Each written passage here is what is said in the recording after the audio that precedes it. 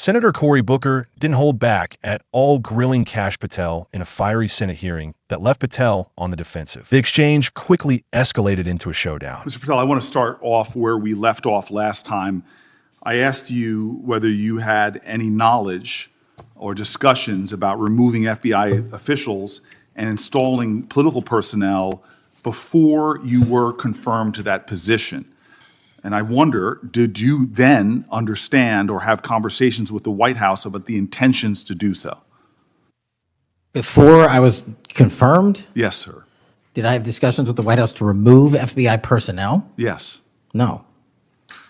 So you're saying that you had no discussions with the White House before you were in the position about the removal of any personnel from the agency?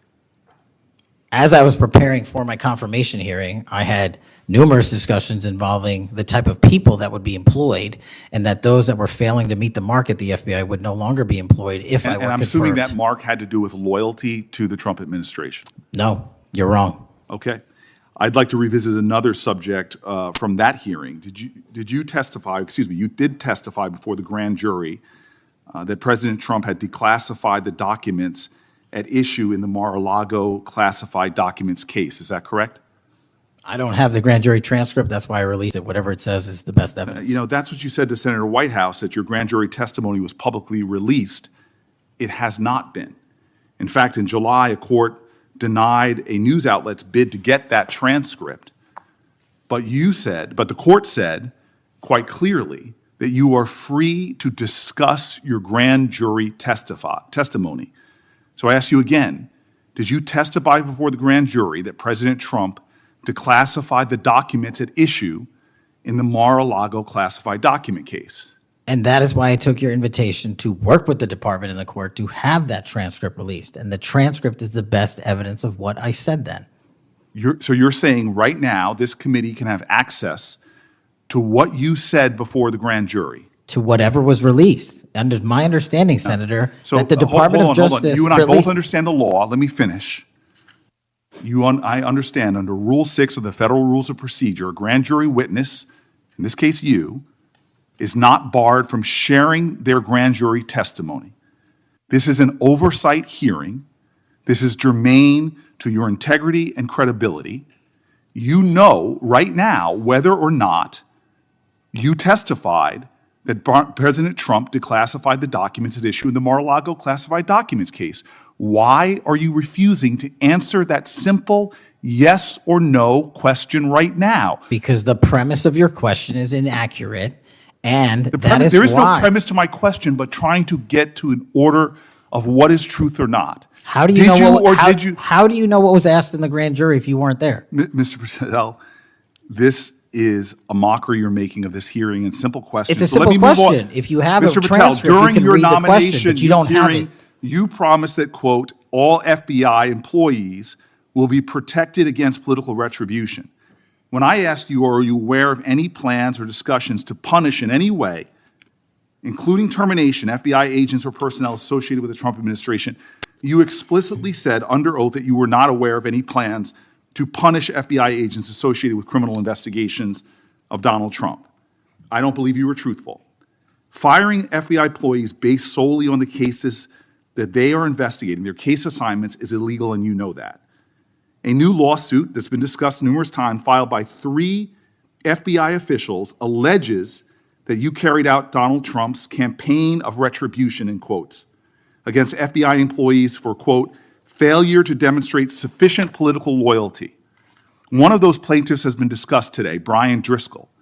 Now, we know 20 years of distinguished service to the FBI before you terminated him. Special agent in charge of FBI's Newark field office, where he operated with distinction. Medal of Valor winner, Shield of Bravery awards. He's a patriot. You terminated Driscoll via a letter dated October 8th, 2025, and in that letter, you said that you were firing him pursuant to Article 2 of the Constitution. Well, you're not the President of the United States, and so I'm wondering under what authority you were allowed to terminate him. That matter is under litigation, and I'm not able to discuss it. Okay, well, discuss this.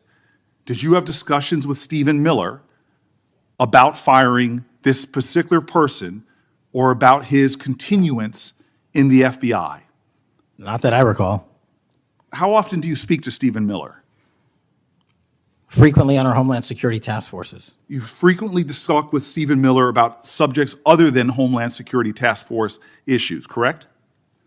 I frequently talk to Mr. Miller about Homeland Security task forces. Has Stephen Miller ever given you his opinions on how to run your agency?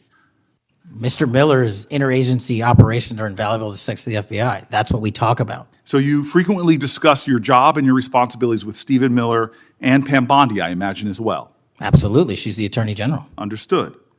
Okay. Donald Trump promised to make us all safer. You have pushed out senior FBI agents with decades of knowledge and experience. In fact, this is the first time in FBI history that neither the director nor the deputy director have any experience with the FBI. You've shifted the agency's priorities primarily to pursuing Donald Trump's immigration enforcement agenda.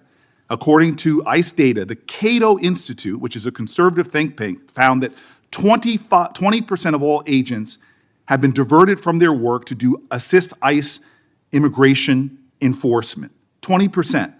Part of this operation is the work of mass law enforcement who jump out of cars, snatch people off streets at churches, schools, and their jobs and hospitals. Have there been any FBI agents who investigate crimes against children that have been assigned to immigration enforcement, yes or no? The premise of what you say is entirely Have there been false. any FBI agents who investigate no. foreign domestic terrorism? You don't get to say America is not safer under this I am leadership. not saying America that. is You're safer making because of the work of the presumption- FBI. You're making a are presumption doing. of premise. 4,700 children. Sir, We have you seized 6,000 weapons and you are not 23,000 violent denying felons have that been FBI arrested. agents who investigate human trafficking have been reassigned to immigration enforcement. You are not denying that FBI agents who are on the task force that fight against Russian oligarchs have not been reassigned. Public Corrections Squad reassigned. People who defend children reassigned. You're not denying that. I've seen you FBI time and agents time don't again get reassigned. attack my colleagues' premises of questions as a way to not answer the question. So let me end with this. I believe you have made our country weaker and less safe. I believe that we are more vulnerable to a major event, and I pray to God it doesn't happen. You've gutted the Bureau of Institutional Knowledge and Expertise.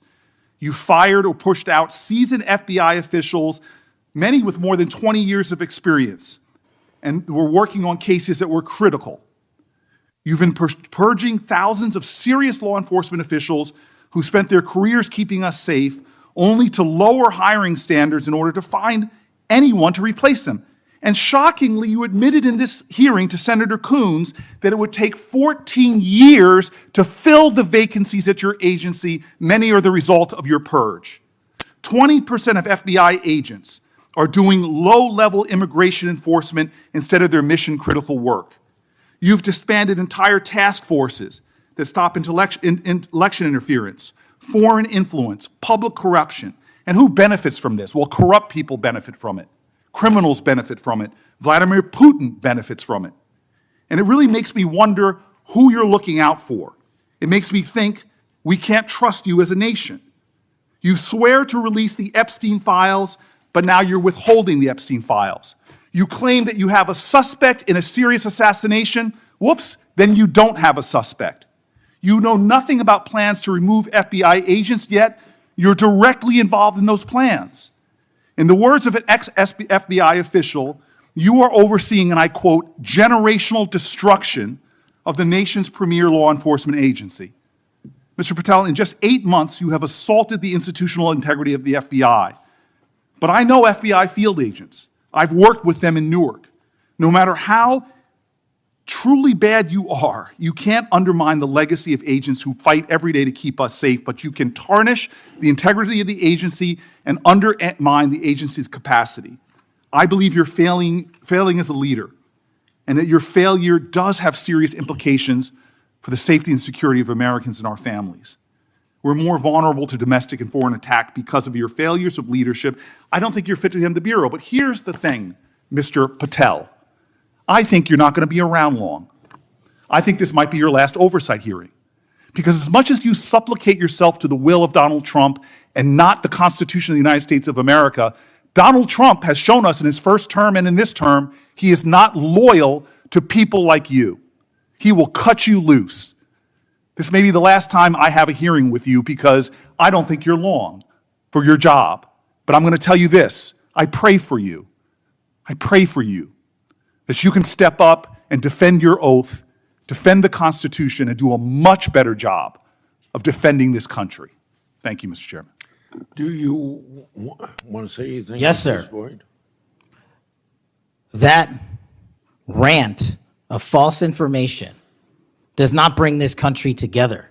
If you want to work on bringing this country, it's my time, not yours. My If you- God. If You're you gonna want to lecture talk me about, dividing this country, it is I my follow time. you on your social media posts that it is tear my this country time apart. to There address should be a your unifying- falsehoods. Oh, You are an you can try embarrassment all to the you division want in this country. to not Senator, take it is my responsibility time. for what You you had have your said. time. Sir, you're Your making time a is mockery of this over. committee. Sir, you don't tell me my time is over. You The know how people far of New we've Jersey come tell me since what you my tell- time is. Senator- You can't lecture me. You can tell me Sir, my time's over? You may be the charge of the I'm not FBI, going but anywhere. I am not afraid of you, sir. Mr. Chairman, Not afraid of you. Mr. Chairman, point of order. Senator Booker, I announced at the beginning of this meeting that this back and forth, talking over each other doesn't work. And I said if that happened, I asked Patel not to respond, and I was going to give him some time after the senator's time was up to respond. And he has the privilege to do that uninterrupted. Mr. So Chairman, go- one point of Go order. ahead, Mr. I've Patel. watched him talk over us, and you've never once criticized him for us not even being able to get our questions out. Well, He has been rude and disrespectful to senator after and- senator. And when the senators were not giving him a chance to answer, I didn't stop the senator either.